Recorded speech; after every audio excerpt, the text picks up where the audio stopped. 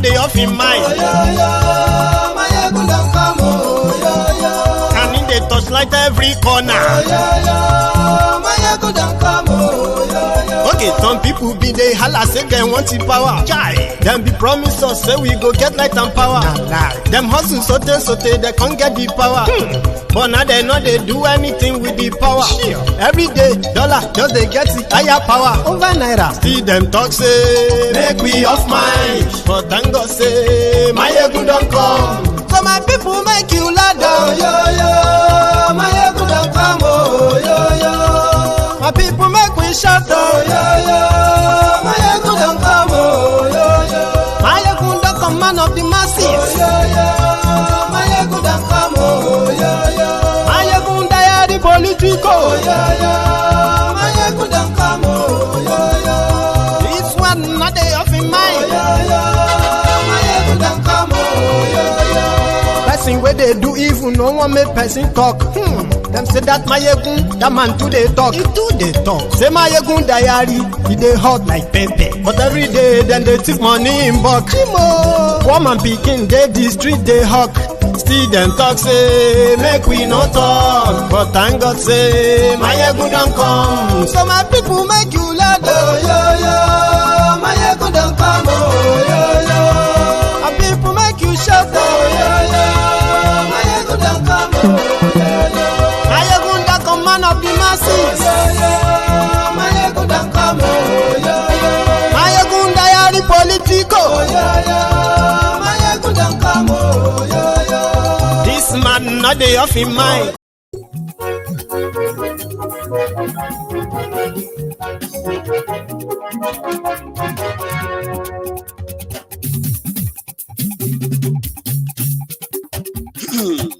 Hello there. Good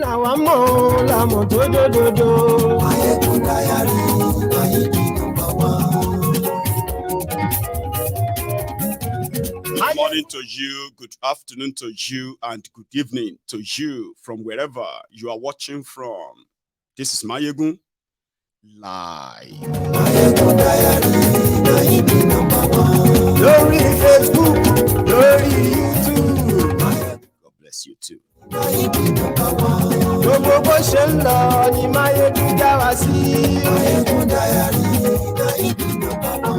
Àṣírí ọ̀jẹ̀lú kì í bò níbẹ̀ o. You are welcome to today's Sunday sermon where we have our no holds bar session. Share this broadcast because it is also going to be an open mic. You can call in no time. Mayegun diary politico. Godfatherism kò sí lọ́rọ̀ Mayegun diary. Ẹ farabalẹ̀ sẹ́ o kẹ́gọ́rọ̀ lẹ́nu. Àní Mayegun làwa mọ̀ tó dòdòdò. Mayegun diary.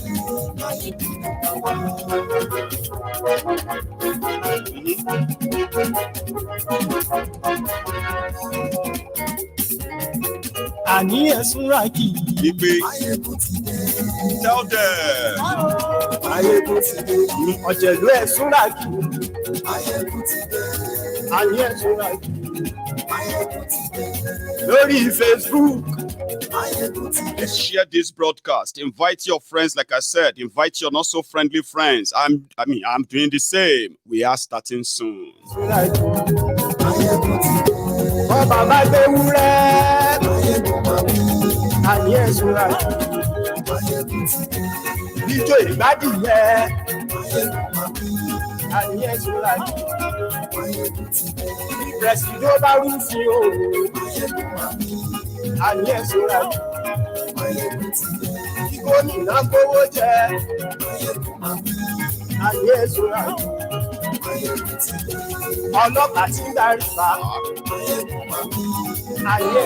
You will have to be laboring under a terrible delusion if you think he will do a better job for this nation than he did for Anambra State. Bias, beware. A salesman selling a fake merchandise. Beware of people like Obi. My people, you cannot entrust your future or that of our nation to Mr. Sell Everything, Atiku, or the stingy Mr. Obi.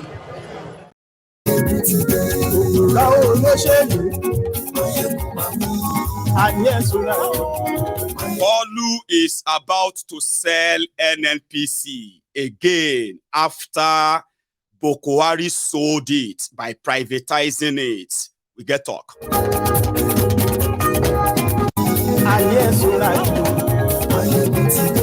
Aṣòfin tí ń rúfin o. Ayé Sùràkì. Òpùrọ́ olóṣèlú. Ayé Sùràkì. Ọ̀jẹ̀lú ẹ̀ Sùràkì. Ayé Sùràkì.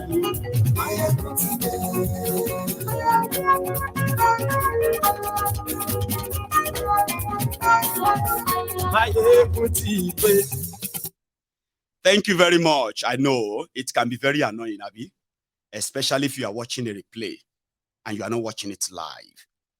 And those of you who are also new on Mayegun's Diary Political, we appreciate your congregation, okay?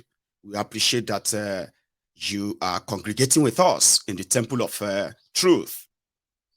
But the difference between this platform and other platforms is that everything on Mayegun's Diary Political, right, is live. Therefore, it is like when you want to start a service, right, and you know that some people are going to be coming late, and you need to give them time to get seated, relax, get into the whole program. The first 10 minutes of Mayegun's Diary Political is for all of us to get ready. Read the caption of the broadcast. Read the description as well. If you fancy it, subscribe to my channel. Then like the broadcast. You can then jump straight into the comment section where you can begin to have a chit chat with other people. While Mayegun continue to present as the GO of the Temple of Truth. Now, if this is your own first time of joining the Sunday sermon live on Mayegun's Diary Political, you are welcome. But there are some conditions you should know. These conditions are not to limit you or kind of anything, but they are just to, they are like caveat emptor. Buyers, beware. On Sunday sermon on Mayegun's Diary Political, this is where we're whenever we're supposed to call something red, we call it red. Do you understand? When it is black, it is black. When we see the thief, we call him or her a thief. When we see rogues and criminals, we call them what they are. Whether they are pastors or imam, whether they are old men or women, whether they are from your tribe or mine, on Sunday sermon, it is practically the moment where being politically correct is frowned upon. Do you understand? Like, for example, if you suddenly feel uncomfortable, that okay, I mean, I don't feel comfortable the way you are talking. I mean, I understand that, you are trying to preach to people, but I don't like the way you are calling them. Why are you calling them names? Why are you abusing them? Now, that kind of being politically correct is frowned upon here. You are going to be the next person that they are going to tear apart in this on these streets. Okay? Now, that doesn't make us toxic. Listen to me. Because there are those who usually throw in, oh, I didn't know that this place is so toxic. Alaye, you will need to calm down or give yourself some sense. The people we are talking about are those who have actually wrecked the lives of ordinary people in Nigeria in millions. Others have died. Others are walking corpses. The increased poverty in Nigeria, increased insecurity in Nigeria, corruption, oppression, and the rest that are happening in Nigeria today, the characters behind them, they are more vicious, they are more deadlier, they are more toxic. And those are the people we are talking about. And we can use any language we want when we are addressing them. Now, if you now take offense, do you know what that makes you? It makes you somebody who is a closet narcissist, a closet terrorist, a closet terrible human being. Because if you could feel offended for any reason, maybe because these criminals are old, or they are young, or they are rich, or they are Christians, or they are Muslims, or they are Northerners, or they are Southerners, whether they are Yorubas or they are Igbos, on Sunday sermon, we call them who they are when we are talking about them. Now, if you take offense, it simply means you are an hypocrite, hiding behind your useless political correctness, useless home training that you usually throw. Let me tell you something. During Sunday sermon, I can get so hard that you begin to feel like, oh my God, I didn't know this guy is like this. Yes, I can. Okay? And many times, I have seen those wearies, the ashiris, the olori burukus, that have tried, in their own political correctness way, they have tried to throw in lack of home training. This Mayegu no get home training. Do you even have fathers at home? Do you have elderly people at home? How can you be talking to elderly people who are old enough to be your fathers?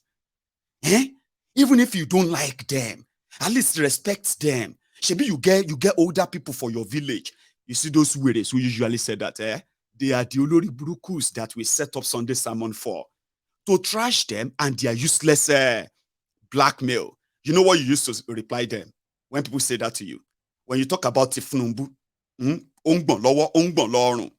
demented Kolu, and somebody decided to say, is he not old enough to be your papa? Don't you have any respect? Don't you have home training? Just tell them, who are those? Or should I say, who are the parents of the criminals who are destroying Nigeria? Your governors, your local government chairmen, your reps, your senators, your commissioners, your ministers, your president, and the rest of those who are taking advantage of you for years. Who be them parents? Who born them? Did their own parents train them to be this sadistic? Unsympathetic? Cold-hearted? And thieves? Because they are thieves. When you take what is not yours, you are a thief. I can't take something that is not mine and I won't be arrested for it. I will be arrested for it. These criminals entitled rogues, who born them? If the mama trained them well, if Tinubu's papa and mama and the rest of all the rogues who have been in charge of Nigeria, including Buhari, if Buhari papa and mama train them well, this Sirika and the rest of the thieves that you know, if them own parents train them very well, if they have good home training, would they come to public office and turn to thieves, murderers? Would they?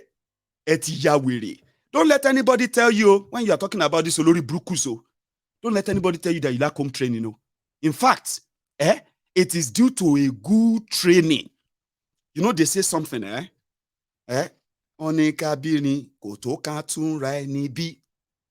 Ibi abini kotoka tun ra ni bi. Ewa wo mayegun omo badero moku bibi re. You know what that means in Yoruba? I mean in English, It says that, yes, you are born good. Yeah? Your parents gave birth to you. They gave you all the training and the rest of that. Then life and experience taught you how to what? To retrain yourself, which means to reborn yourself. And there is nothing as credible, as great as a rebirth that came from self-discovery. Ibi abini kotoka tun ra eni bi. Ibi abini kotoka tun ra eni bi. Ẹ̀yin ẹ wò máyégún. Ọmọ badero moku bibi re. I know it is wrong to steal from the poor or take advantage of them. My parents taught me that. Don't take advantage of the vulnerable people. When you have a chance of changing the lives of the people, whether small or big, take that as a call, a privilege, that if you don't do it, somebody else would. And see it as an opportunity to make a mark. What have they used the opportunities of ruling Nigeria for 63 years? What have they used the opportunity for? To impoverish us, terrorize us, oppress us, and daily threatening us, and using one thing, the divide and rule. Here you get. So it takes a lot.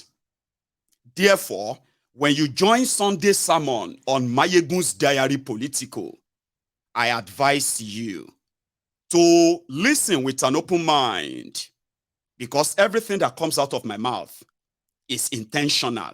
Nothing is going to come out of this mouth by error or a gaffe or a slip. I don't do that. Okay? Which means whatever I say, you have a chance to disagree, obviously, yeah. But what you don't have right to is to question how I say them, because it all starts from mental manipulation, where they told us to always kind of keep our mouth shut. Not be everything person they talk. Wait for your turn, and the rest of that, which has now brought us to today's Nigeria, the poverty capital of the world. That's not a murder. It's not a good one, is it? Right. It's been 2 weeks of APC, Egbekegbese, transition from the lifeless mannequin, Megad Bokwari, the Mumumadu Bokwari, and fake Pastor Ruga, Ikene Shatabandu, Agboworin Baba Oja, the special advisor to the same lifeless Bokwari on burial arrangements, condolences visits, Abi, and then trader money. Pastor Ruga and Bokwari left 2 weeks ago, and they left a ruined, divided, terrorized, and impoverished country. Here is Kolu, who told you during their campaign that the likes of Atiku, what they would like to do, which is probably right, okay, will be to sell off everything that is left that Bokwari is yet to sell. Bokwari destroyed Nigeria. That by now, in a sane country, if to say Nigeria is a real country and Nigerians are real people, by now, Bokwari will be cooling off in the dungeon of different government agencies interrogating him. And 99% of everybody that is part of that Bokwari's government by now would have been arrested, like a mass arrest, including police, soldiers, military, judiciary. By now, it would have been a mass-scale arrest. But they won't do that, because a thief cannot, thieves cannot arrest other thieves. In this world of thievery, in the world of corruption, there is something called esprit de corps. We have the same blood. But something is now cooking, which is reverse psychology. Currently, they are now planning Tinubu within 2 weeks. Before we even get to Tinubu's 2 weeks, let's go back to Bokwari's last 12 weeks. One of the things Bokwari did to Nigeria was to destroy what you would call the spending power of the people, which is the economy, right? By devaluing the naira enough that it will likely not recover, not anytime soon. Do you get that? Not this way. Now, in the course of doing all of that, the Buhari's government, they also attacked Nigeria's source of revenue, the crude oil. Buhari was supervising the stealing of Nigeria crude oil, 700,000 barrels every day for over 7 years. And they were not at any point in time felt like they were committing economic sabotage, treasonable felony against Nigeria, because officially they could do whatever they like. I mean, it's Nigeria now. So you know what happened? Nigeria lost over 118 trillion naira. You heard me right, oh. 118 trillion to oil theft alone. And you know what NNPC did under Buhari? Apart from them, escalating the subsidy money, escalating the fuel consumption in Nigeria, which never happened. Let me explain that to you. When these criminals came in, subsidy in Nigeria every year was around 400, 700 billion. That was the max anyway, 700 billion. Immediately they came in, the NNPC, they claimed that Nigeria was consuming almost 100 liters of 100 million liters of petrol every day. Therefore, Nigeria started paying over 1 trillion naira for subsidy. Listen, you know Nigeria have already lost trillions to oil theft under this rogue Zabi. At this point, Nigeria was not receiving any money again from crude oil. For more than 6 years of Buhari's 8 years, Nigeria received zero sale from crude oil. Zero. NNPC said zero. Now, when it was like 2021, 2022, they now put together a scheme. They said, in order for NNPC to be productive, they were selling it off by privatizing it. So privatizing it means everybody should come and buy shares in NNPC. Now, we don't know what happened to the shares or the money of NNPC. But as at 2020, 2021, they've already concluded that NNPC in Nigeria, it was now private company. But guess what? It is still the same National Oil Company of Nigeria. And as at 2016, NNPC Nigeria under Buhari, which Buhari is the Minister of Petroleum of. Yes, he was the president at the same time as the petroleum minister. It was the Minister of Petroleum. And in 2016, they took over the subsidy and the oil and fuel importation to Nigeria. So which means it became job for the boys that they intentionally opened that, that pit, that bottomless hole of corruption in NNPC for 6 years. The whole country didn't even know that their NNPC was not remitting any dime. When you hear breaking news, NNPC did not remit any money for the past 12 months. People just read the news and they moved on. They have no idea what that meant. Remember, they were losing 700,000 barrels of crude oil every day.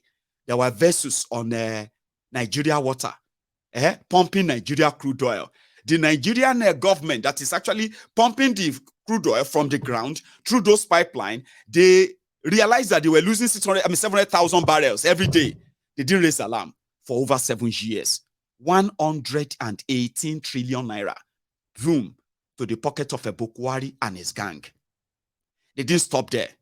As that one reduced the inflow of money to Nigeria, whatever is now left, any little money left from the 1 million barrel that they are claiming to be selling, they already opened a door of how to steal that subsidy. Now, they did all of that for 5 straight years.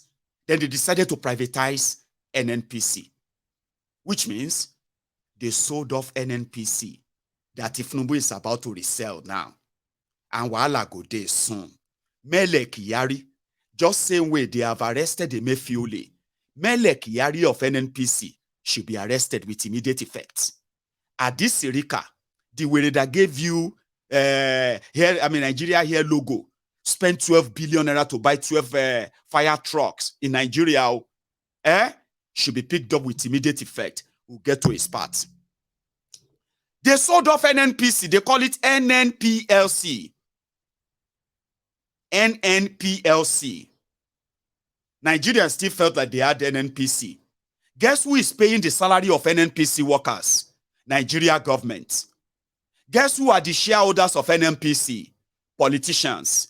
Guess who are going to take the profit from whatever NNPC declare profit and say, we have made profit. So guess who are going to share the profit?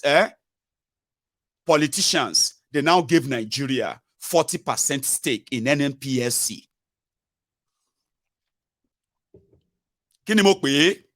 NNPLC. There's nothing like NNPC anymore. Even though the building built by Nigeria oil money, all of the staffs in the NNPC, as they call them, they are still on the payroll of Nigeria. But the profit from whatever they are doing goes into their pockets. So Tinubu came and he said he's taking out subsidy. You know what Tinubu said he's taking out?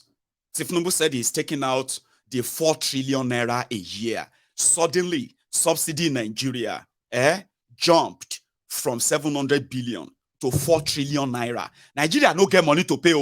Remember, money that should be coming from crude oil to use to develop Nigeria. They've already opened another door. It was like free money. They are not even bringing any oil. They will just say, okay, I don't bring 20 million liter. Say, okay, 20 million liter. Okay, we'll give you money. I don't bring 10 million liter. Okay, 10 million. Okay, we'll give you money. In one of the days, there's one guy who happened to be kind of walking in the somewhere around the border where Nigeria supposed subsidized crude oil, subsidized oil, are being trucked to Niger Republic, being trucked to Chad, being trucked to Cameroon. And this guy exposed that. You know what they did to him? I'll tell you after this.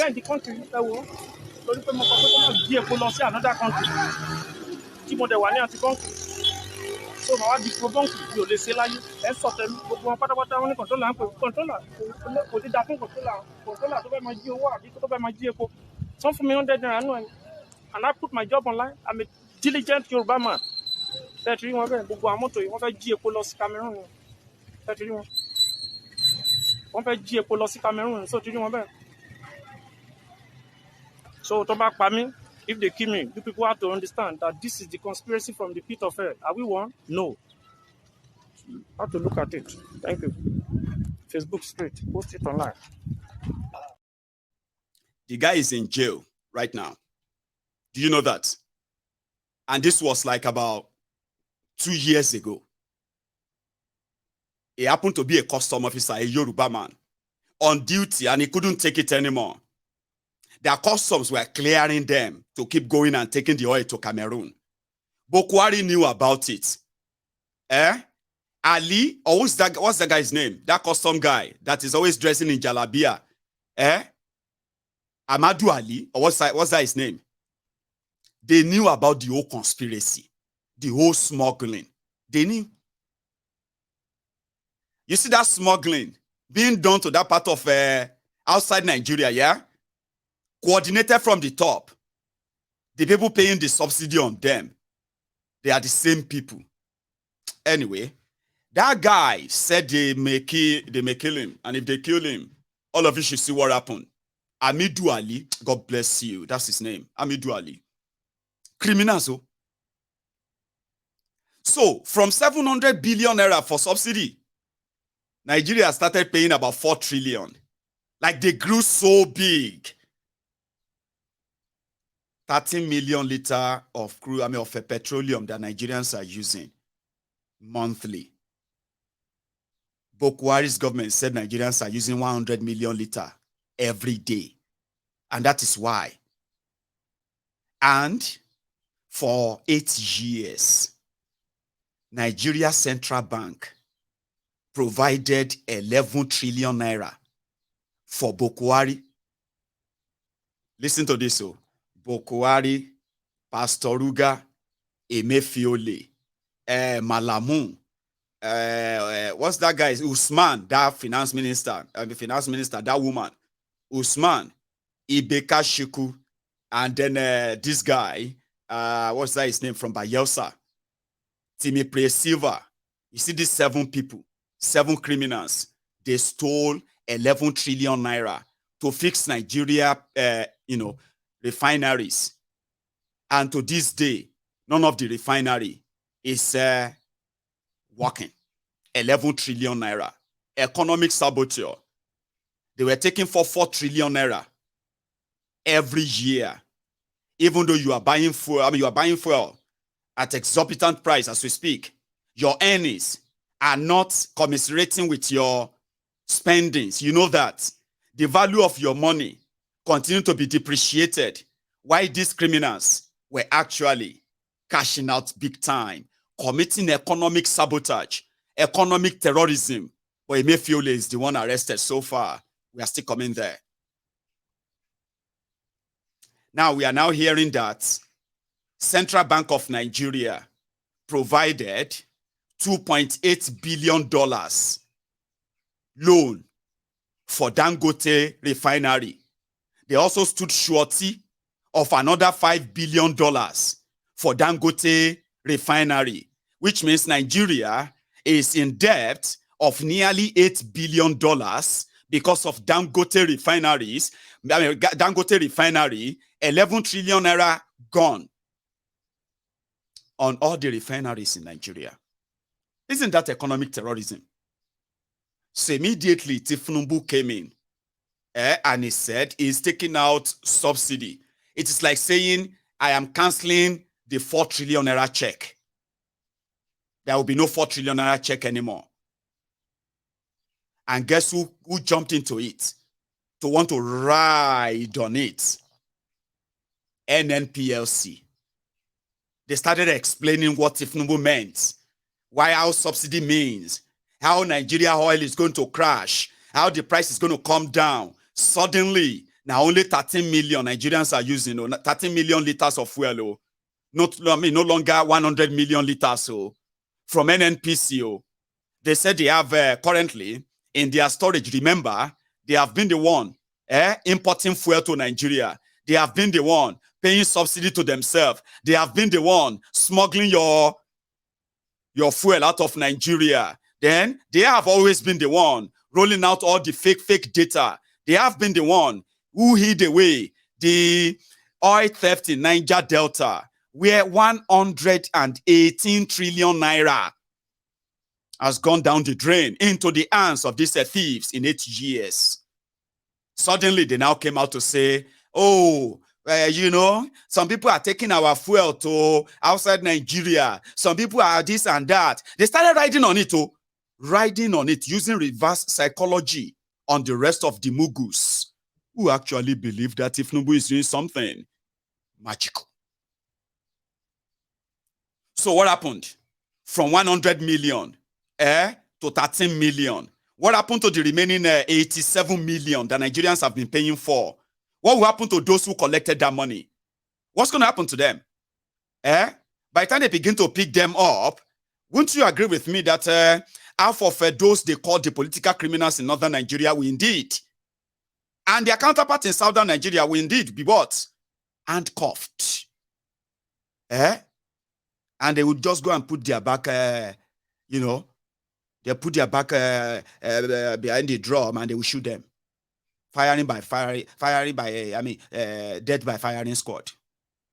You have no idea of what they did. They didn't touch you. A lot of you, they didn't touch you, abuse you. Like the police who harass and abuse and assault people on the streets. Like some of you who believe that you have money, who use that influence, that power, to what? To harass and oppress those who are lesser than you. No. What these guys did is called economic terrorism. Economic jihad. Economic jihad. War, a lot of you, for the past 8 years, Your pastors have convinced you. Your babalawo, mamalawo, and all those the rest of lawos have convinced you. Your sheiki, mula, alimula mau, and the rest of them, they have convinced you that some genies, some village people, some evil spirits, evil people are those behind your misfortune in the last 5 years. They lied to you.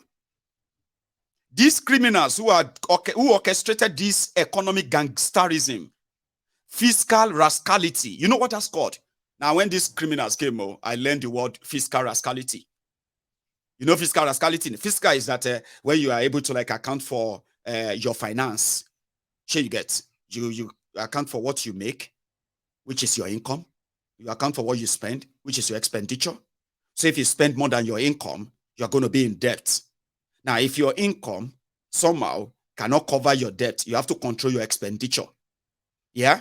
But if you begin not to care about your income, and you only care where nothing happens, when you pay, and you begin to escalate your own loan, expose yourself, to the point that you have to end up declare bankruptcy. That's what will happen. Okay? In the case of a country, what will happen is that you go into recession. That's what happens when they do fiscal rascality. So the fiscal one is the financial part of your life that you have to be so disciplined how you deal with both, or else you are done for. You see these guys in their own way, they went straight into fiscal rascality. They don't give a damn. Since they could fake the figure, they could print money, right? They could manipulate the media. They could drive propaganda to make you feel like all you need is to just struggle for few years. You need just little sacrifice. Everything is going to come back and work for you. No, it won't. They had no plan of it. Their book, their cooked book, is even pretty much like exposing them than covering them. So they use propaganda to begin to tell you. So when they direct you to your religious houses, where they'll begin to tell you the reason why your businesses are suffering, it's not because of a double, triple taxation that doesn't even come back to you. Right? It's not because of the corruption, bribery and corruption. It's not because of the draconian policies that are intentionally set up to destroy your business without touching you. They won't tell you that. They won't see that vision for you. But they will see the vision of those who are hanging your picture in a bottle. Somebody is putting your picture inside a jar, and they have actually, they've nailed your picture, or they have taken this and that. Your destiny has been buried. Your destiny has been taken to this and that. Somebody has placed a curse on you that you will never get married. You will never be successful in life. All of these things are the continuation of what the criminals have started. The whole thing that happened in your life in the last 8 years, good or bad, came from these guys. Trust me. If it's good, that means it could have been better if it was done right, yeah? If it's bad, Baba, just think about those who are having it worse, or those who are dead. Economic saboteur, 4 trillion naira. Nigeria no get that, so you have to go and buy your fuel at 800, 700 naira, whatever they sell it to you for. You know that automatically alter your life. It will alter everything that you hold dear, your everyday life. That singular decision will alter it. That's why they told you they probably would do something and give you something and blah, blah, blah. No. Kolu has put together, they call them the Policy Advisory Committee. Yes. Policy Advisory Committee will review things that Buhari did. Wala is still loading, it never started. As much as Kolu may want to try and cover Buhari and his gang, the destruction they did, even as horrible, as terrible as Kolu is, it cannot bury everything. It is so bad that if Buhari is not arrested, Malamu is not arrested, then I can advise you, just enjoy the drama. See this as another series, like Netflix series, in their pretentious fight against corruption. I don't know if it's a fight against corruption now or not, but he has put together an advisory committee to advise him on how to sell NNPC, privatize it. But a lot of you have actually prayed and requested for how they govern Lagos. Lagos, the mega city, a state that has practiced democracy with one single individual and his gang of thieves for 24 years. And yet, it is a state without drinking or running water. Yes, there is none. It is a state with the worst road networks in the entire Nigeria. As much as you might think Nigeria was, if you have been to Lagos, or if you are living in Lagos, just stop with pretension. Pretend you weary. Here you get. If you continue to pretend and tell yourself all this nonsense and lies, well, they are about to replicate what you are enjoying in Lagos in Nigeria. You know what that means? You have the first daughter, the first son. First daughter is summoning people. Second, first son of the Federal Republic is summoning people. The first, the deputy president is summoning people. That's the wife. And then the Kalu himself is also summoning people. And what you have is that you are about to have what happened in Lagos. And it will all start with the selling of the government properties. For those who know Tinubu and gang very well, there are so many abandoned federal government properties in Lagos. They will be gone before the end of next year, if they are patient enough. They will be gone. And they will be gone to Tinubu's family. Or should I say Tinubu's crime family. Go and write that down. Now, for the NNPC that Buhari already sold, so they are now trying to work out something that is now going to be, a different sale entirely. Okay? It will be called unbundling. Okay? They will sell off all the refineries. Right? And then, again, the issue of renewal of oil block licenses and the rest of that. Okay? This time around, Kalu can reallocate them to his friends. And, you know what somebody told me? When we are having a chat about Kalu, Yoruba to Yoruba. And this person told me, and he said, Mayegun, listen, this Nigeria has been looted by every tribe that has had their own opportunity. And what they did was to allocate the resources of Nigeria to themselves. Like, it has become so much like, it's okay, the crude oil and gas in Niger Delta and Igbo land, even though they are thousands of kilometers away from northern Nigeria, but being owned and controlled by these northern criminals and families, is like to the rest of Southerners and the rest of Nigeria, it's like, that's okay, now that's normal, now them they control the oil. Now the Niger Delta people get the oil, but now the Northerners, they control them. So this, my friend, was telling me that what is wrong if Tinubu now share the whole thing to his own Yoruba brothers, like the Northerners have been doing all this while. So what is wrong with that, Mayegun? That he believed that until Nigeria breaks up, everybody who wants to destroy Nigeria, everybody have a right to destroy Nigeria, take advantage of it, under any pretense. I was like, okay, Baba, your kind of idea may sound logical to mad people. I'm not saying you are mad, though, because he was sitting with me, so I didn't want to tell him that he was mad. I said, look at how you think. The Northerners have been controlling the resources of Nigeria. They seem to be those who have the legitimate right to steal it. And for all these years, let's agree that Tinubu is a criminal. And of course, he's also coming to steal and loot and everything. That what is wrong in that is a Yoruba man. That if he was coming to steal and loot Yoruba land, for example, as Yoruba, that's the moment I should feel kind of, no, Tinubu, it doesn't feel cool that I'm not comfortable that Tinubu as a thief is going to do exactly what others have been doing. That is not comfortable with that. And I said, listen, Baba, to mad people like you, okay, I didn't say like you. I said, to some mad people that will hear what you just said now, I mean, it will sound like fear. I said, but let's kind of take a look at it this way.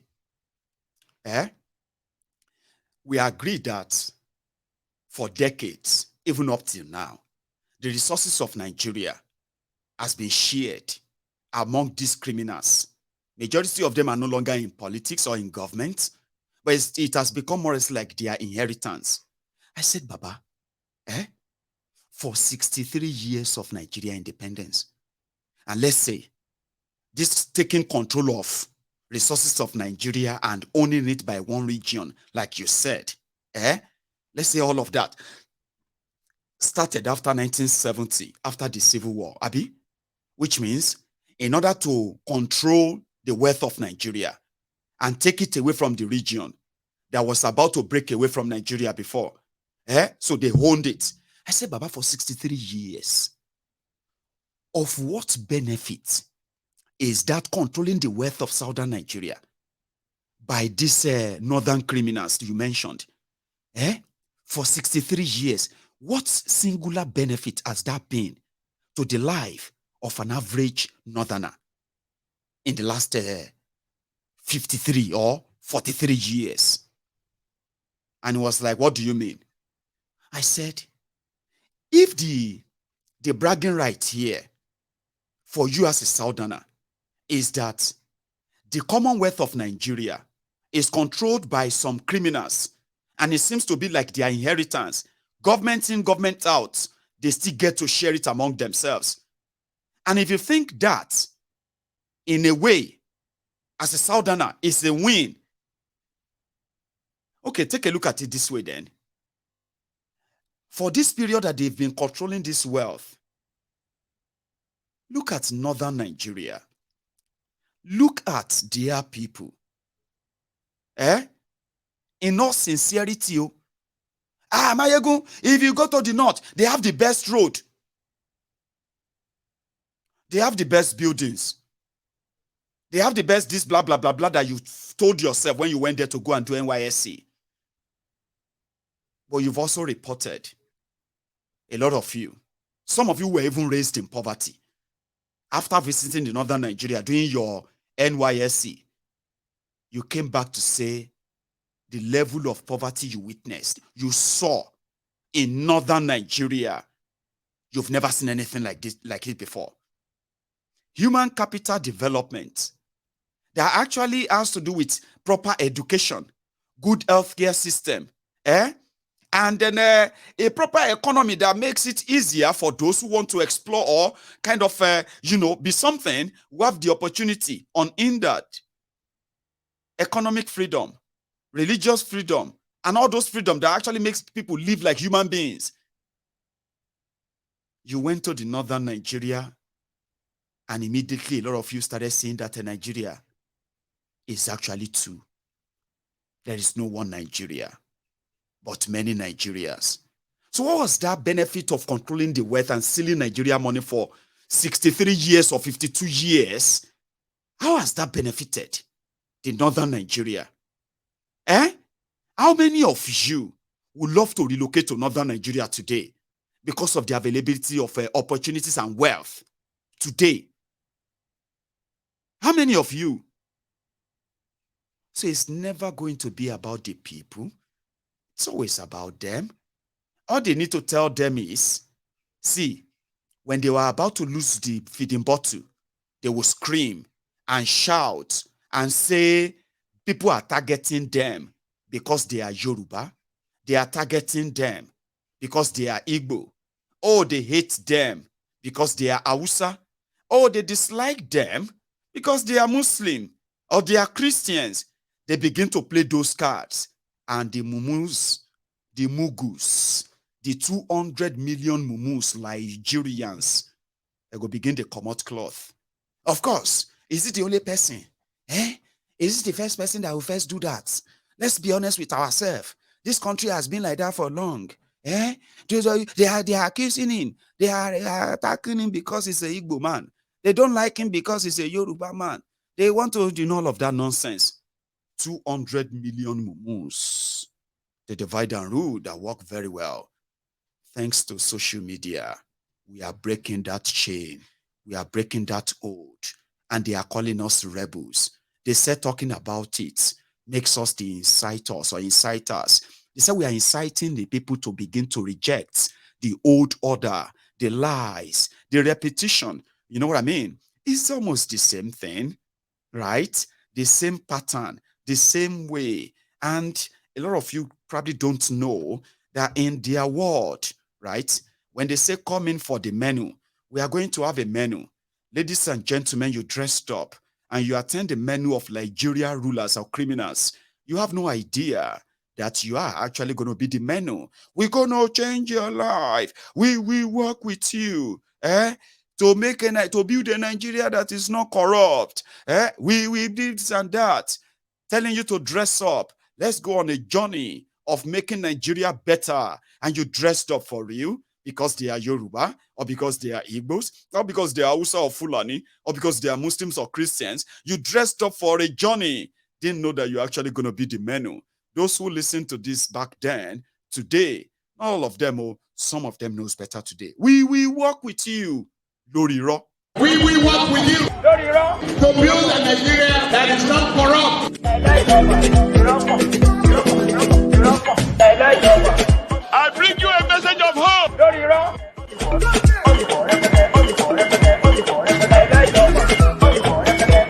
We are going to spend a lot of resources on education. You remember them. So, like I said, it's going to be an open mic. It seems I'm taking all our time. Anyway, there is arrest of Emefiele. I know a lot of you want to have one or two things to say on this, and we are going to get there. There is also the tribunal case as well. Something to catch up on as well, right? We'll get to that. So, we'll make it more conversational in a way that, when they begin to put everything up for sale, you can tell me your own expectations and all that, and we'll share that here. On the Nigeria here, people are already kind of having a divided opinion, okay? And Adis Sirika himself is also kind of pushing back, saying that those who didn't want it to work are those who were asking for bribe. We'll get to that part, okay? Then the Rogbodiyan. I want to talk about that one before I start taking calls, okay? The Rogbodiyan about Lagos indigenous property and business law. See, I live in the UK and I participated in Brexit.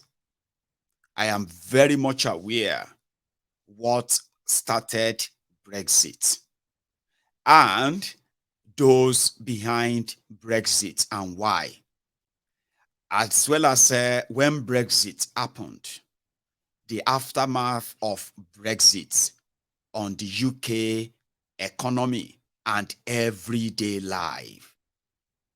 So, in 2023 charade election, Kolu and gang, they introduced a different, horrible, terrible, toxic politicking into the political space of Nigeria.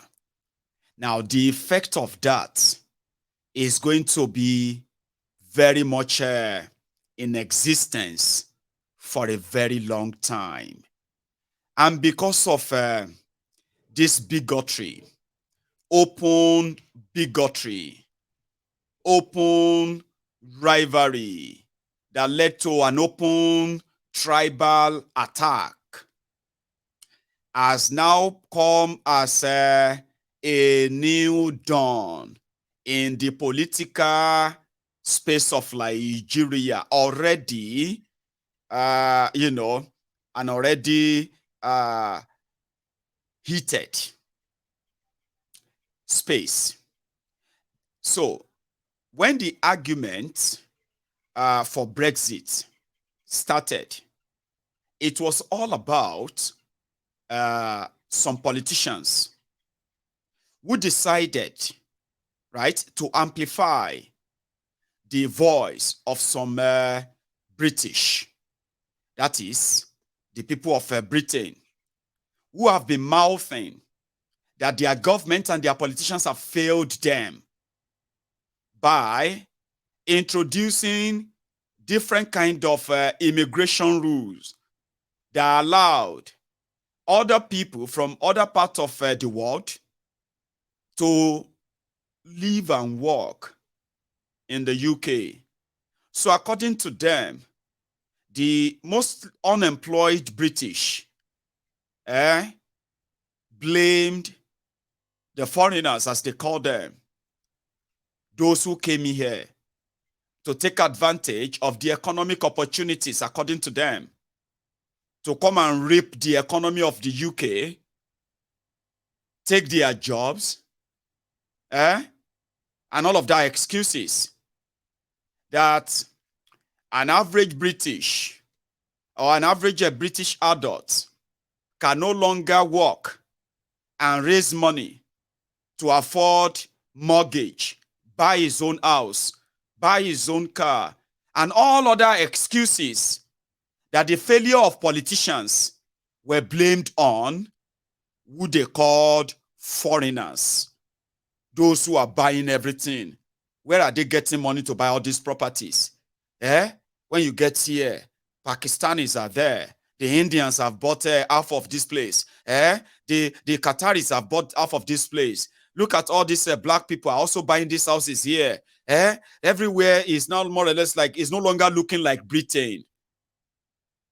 That was the campaign. They said Britain was no longer looking like Britain anymore. So they blamed foreigners. And some politicians took advantage of that to amplify that voice. Amplifying that voice became a political movement that caught up with other major political parties and major political players, where people began to ask them, what would be their plan about immigration? What would be your plan about this or that? And when they started making adjustments, deporting those they called foreigners, they realized that being part of the EU allows everybody as a member of EU to also live and work in the UK, just like it is same for every British to go out there and work anywhere within the EU. Now, you see that privilege? The politicians took it even further by blaming their politicians, abandoning them, budgeting money that should be used, that should be spent here in the UK, budgeting this same money and giving it to the EU. All of this were what the people wanted to hear, and the politicians who could actually drive it, and those who felt like if they didn't follow the trend, they will probably lose their own political seat as well. Now it became a pandemic. Every one of those who kind of shouting Brexit, Brexit, Brexit, saw everyone that is not British as a potential enemy. In fact, it was like a madness. It became a political campaign in the UK that the ruling party then, or still ruling party anyway, the Conservatives, they had to take it up and said, you know what? We're going to just put it into referendum. Let the British, or let Britain decide if they still want to be part of the EU or not. During the campaign, we were told what we were going to lose. We were told the services being rendered, the economic advantage of the rest of the world building UK, right? Paying taxes here, running the system here. In fact, what will happen when they are gone? 1 second. Unaji asked for 5%. Is it 5% of Nigeria Air or 5% of the firefighting trucks contract? No, he asked me Exactly. You know, I record all my things anyway, but and I have it very clear. He asked me, please